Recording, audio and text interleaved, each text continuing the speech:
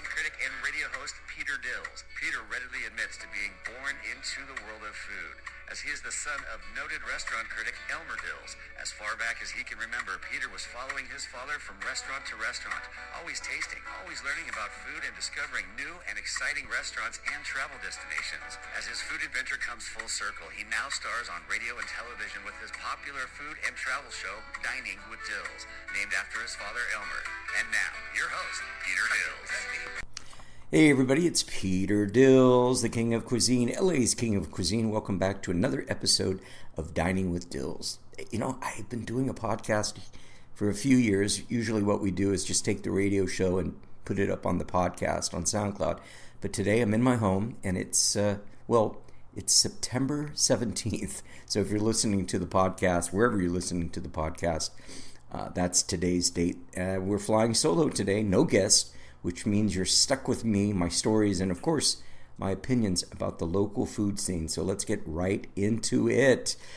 Food news segment. Yes, Benihana in Torrance. Did you see this on the news? Saw it on Channel 5, Channel 7. Benihana, it's kind of weird. I just was there with my friend Jesse James Youngblood last Friday night, and I still plan on writing a review for my local newspaper, the Mountain View News in Sierra Madre. Like Benihana, I don't know. I couldn't say it's Michelin star, 5-star Japanese food, but it's a lot of fun. So what was the big buzz about Benihana in Torrance? A skirmish, almost a riot down in the Benihana in Torrance? Yep, you heard that right. Which freaked me out about the story, which I saw in the news, they have security guards there? I mean, what kind of neighborhood are they in? Torrance seems to be, to me, a pretty good neighborhood. Why do you need security guards? I was at the one I just said in Arcadia. I don't remember seeing any security guards. Well, yeah, tap on tables. Chefs flying shrimp tails into their hats, and meanwhile, tempers are flaring like a hibachi grill. Now, I've always said restaurants can be pressure cookers, but this one almost went full tilt. The good news, no one got hurt at the Benihana. Security ushered the people out. The other weird thing is I think the guy that started this actually works there, threw a plate at somebody. But it's the kind of things that remind me about how when you go to a busy, loud, unpredictable restaurant, the dining scene can be these days, especially with social media on our tail.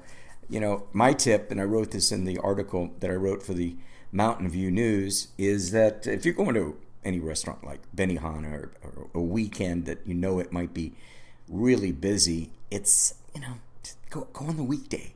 It's same show, less chaos. This is an isolated case, and my feeling is 20 years ago, we wouldn't even known that this whole thing happened. It's just everything is social media. It's like on a personal note, I won't mention her name in case she's listening, but I had I don't call it a date, but the other night I met a friend, a female friend, and she's on her phone the whole time, looking at her calendar and her messages, and I guess just it's the way it is. All right, on the brighter side, let's talk about a couple nearby restaurants. Let's start in South Pasadena. Tui's, something a little calm. One of my favorite restaurants, Institution. Tui's is in South Pasadena. It's been open since 1943. This place is living history. They're famous for their Stinko Burger. I was listening to KNX radio this morning, and this guy was talking about his favorite burgers. Well, he didn't mention the Stinko Burger. And for me, Stinko Burger, along with In-N-Out, there's good burgers around. And the Stinko Burger at Tui's is really good. You better love onions, though. And also, if you go to Tui's in South Pass, make sure you order the classic hot fudge sundae. Totally different atmosphere than Benihana's. Benihana's is, now let's stick with Tui's. Walking into Tui's is like stepping back in time, but the food still stacks up today. It's great. Onion rings. And if you've seen me on my freeways, the dill boards, we changed the name from billboards to dill boards. Tui's is up there, and I'm not shy about endorsing Tui's. It's one of those spots that proves that some restaurants can last for 80 years, while others flame out in 8 months. Traveling up to Sierra Madre, From burgers and sundaes, let's head over to Sierra Madre. Casa del Rey is family-run, warm, and one of those neighborhood gems you wish was right down the street from you, but it is in Sierra Madre. Their hard-shell tacos, thumbs up. Billy and Sarah love them. Patio seating makes it a perfect hangout spot.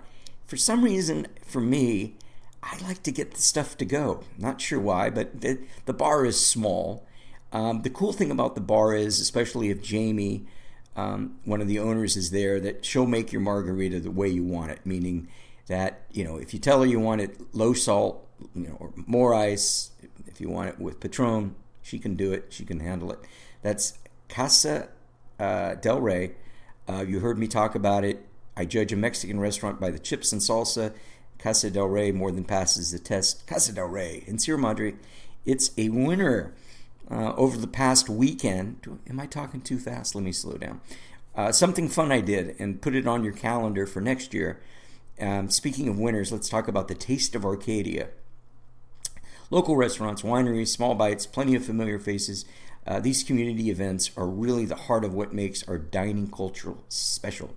You can sample 10 different cuisines in one night, 20, 30, and still run into friends and neighbors. I grabbed a couple bites, had a couple drinks, talked to some people, made some contacts maybe for my billboards up on the 210 freeway.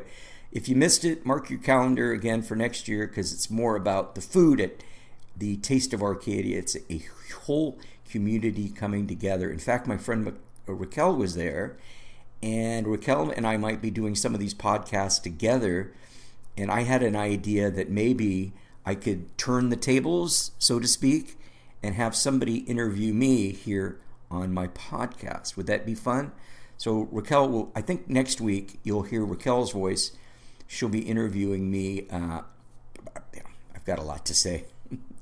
Did I tell you I'm writing a book? Yeah, well, we'll save that drama for a little later. If you're a Facebook friend, you might have seen that post that I did. I was at Islands Restaurant for happy hour. I had French fries and one Mai Tai.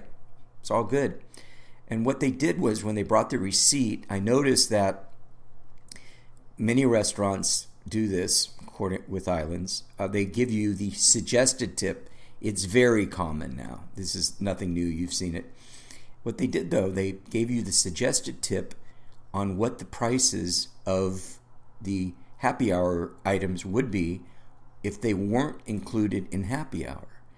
I have no problem with that. In fact, I love it.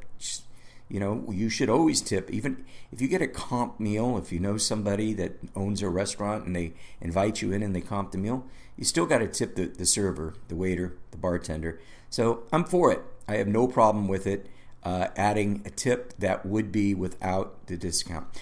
All right, so in closing, that was it. Again, if you have cause to get a hold of me, my email address is thechefknows@yahoo.com. Thanks a lot to my friends at Tui's and at Casa del Rey, and for that little drama in Torrance, a little nostalgia in South Pasadena, some Mexican comfort food in Sierra Madre, a great event in Arcadia. That's the local food scene in a nutshell. I'm Peter Dills, King of Cuisine. Thanks for tuning into Dining with Dills, the podcast. Hey, check out those dill boards on the 210 freeway. And in closing, even if you're on the right track, you'll get run over if you just sit still. Who said that? Will Rogers. Have a good one, you guys.